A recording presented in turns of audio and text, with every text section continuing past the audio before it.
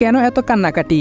বাবাকে জড়িয়ে ধরে আরো চিৎকার করে কাঁদতে কাঁদতে একবার জ্ঞান হারিয়ে ফেলে, আর তাই সবাই ব্যস্ত হয়ে পড়ে সেদিকে। আমি দূরে দাঁড়িয়ে সবটা দেখছি, মনটা আমারও ভীষণ খারাপ হয়ে আছে। এসব ভাবনার মাঝে নোটিশ করি মিস্টার চৌধুরী বাবাকে কিছু একটা বলে হন্তদন্ত হয়ে বেরিয়ে গেছেন। আমার সন্দেহ হয়, কিন্তু আমার বের হওয়ার উপায় নেই, তাই তাড়াতাড়ি ফোনটা বের করে রাতুলকে কল দেই। আমি বললাম হ্যালো। রাতুল বলল হ্যালো স্যার। আমি বললাম কোথায় তুমি? রাতুল বলল স্যার একটা কাজ করছি, তবে বাসায় আছি। আমি বললাম কাজটা রাখো, আর এখনই মিস্টার চৌধুরীর ফোন নাম্বারটা নাও আর ট্র্যাক করো ফার্স্ট। রাতুল বলল ওকে স্যার। রাতুলকে উনার নাম্বারটা দিয়ে দেই, আর আমি বিয়ে বাড়ির কর্মকাণ্ড দেখতে থাকি। এদিকে আরেকজন বেরিয়ে পড়ে, কাউকে কিছু না বলে। ঠিকই বুঝেছেন আপনারা, ইসি বেরিয়েছে। এবার আমার চোখ ফাঁকি দিতে পারেনি, আমিও পিছু নেই। অনেকটা রাস্তায় চলে এসেছি, মুখোমুখি হওয়ার থেকে বাঁচতে একটু আড়ালে দাঁড়াই, কিন্তু এখান থেকে বেরিয়ে দেখি ইসি গায়েব। গেল কোথায়? ভ্যানিশ হয়ে গেল। ফোনটা বেজে উঠে। আমি বললাম হ্যালো। রাতুল বলল হ্যালো স্যার। আমি বললাম বলো। রাতুল বলল স্যার মিস্টার চৌধুরীর নাম্বার হাইওয়েতে যাওয়ার পর অফ হয়ে যায়, আমি এখন হাইওয়েতে আছি। আমি বললাম উফ শিট, চলে এসো, পরে দেখে নেব। আমি রাস্তায় দাঁড়িয়ে কথা বলছি, এমন সময় লক্ষ্য করলাম আমার পেছনে কেউ আছে। তাকিয়ে তো আমার চোখ কোটর থেকে বেরিয়ে আসার উপক্রম। ইসি বলল আমাকে ফলো করছেন? আমি কি বলবো বুঝতে পারছি না। ইসি বলল কি হলো, কথা কানে যায় না? কেন ফলো করছেন আমায়? কে আপনি? আমি বললাম দেখুন আমি আপনাকে ফলো করছি না। ইসি বলল শাট আপ, মিথ্যে বললে আপনার কি হাল করব তা কল্পনাও করতে পারবেন না। আমি মনে মনে বললাম কোথায় ফেসে গেলাম, এই তো দেখি আমার থেকে এক ধাপ উপরে। কি করি এখন? ইসি বলল হু আর ইউ, অ্যান্সার মি। আমি বললাম I am Rajdeep Ahmed. EC বলল একটা চর মেরে তোর সব দাঁত ফেলে দেব।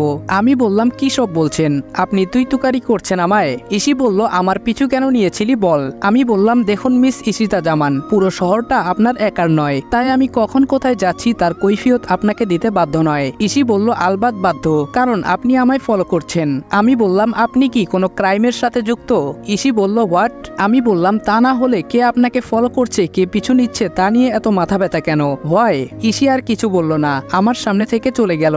আমি পেছন থেকে একটু জোরেই বললাম ও hello, to be careful okay. ও আমার দিকে ভ্রু কুচকে তাকিয়ে কিছু বলবে, তার আগেই আমি ফোনটা কানে নিয়ে ওকে পাশ কাটিয়ে হাঁটা ধরলাম।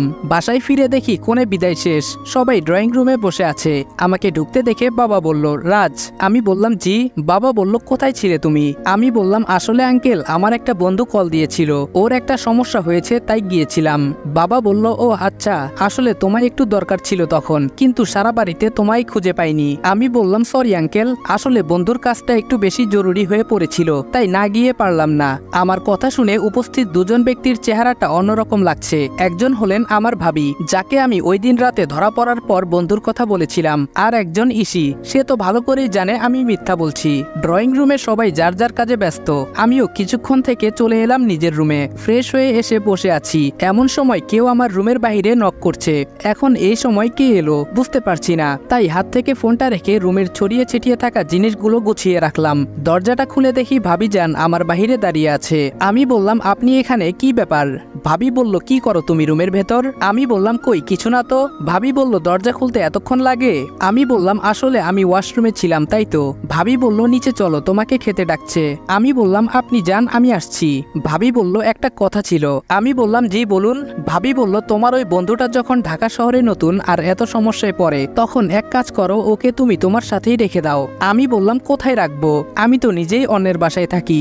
ভাবি বলল সমস্যা নেই, আমি বাবাকে বলবো। আর ছেলেটা এত সমস্যার মধ্যে থাকে যার জন্য রাত বিরেতে বিয়ে বাড়ি রেখে তুমি ছুটে যাও, এর থেকে ভালো সাথেই রাখো। আমি শুধু জোরপূর্বক হাসার চেষ্টা করলাম। ভাবি বলল আচ্ছা দেরি হয়ে যাচ্ছে, নিচে এসো। আমি বললাম আসছি। কি করি এখন? ভাবি কি সন্দেহ করছে আমাকে?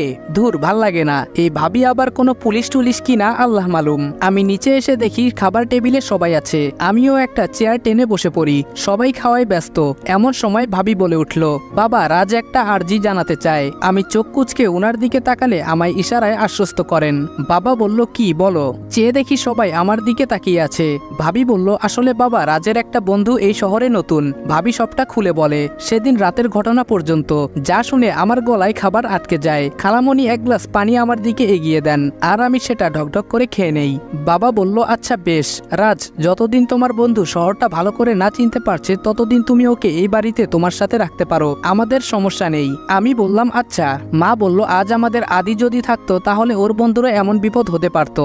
সমস্যা নেই বাবা, তুমি আনতে পারো। খাওয়া শেষ করে রুমে চলে আসি। আমি বুঝতে পারছি না বাড়ির সবাই এত চেঞ্জ হলো কি করে। আর তার থেকে বড় চিন্তা, এখন বন্ধু কোথায় পাই। তারপর চট করে মাথায় আসে একজনের কথা। তারপর আমি তাকে ফোন করে সবটা বুঝিয়ে বলি, আর সে রাজি হয়ে যায়। লোকটাকে তা না হয় আগামীকাল বলবো, কেমন? এখন অনেক রাত, আমিও ঘুমাই, আপনারাও ঘুমিয়ে পড়ুন। Good night.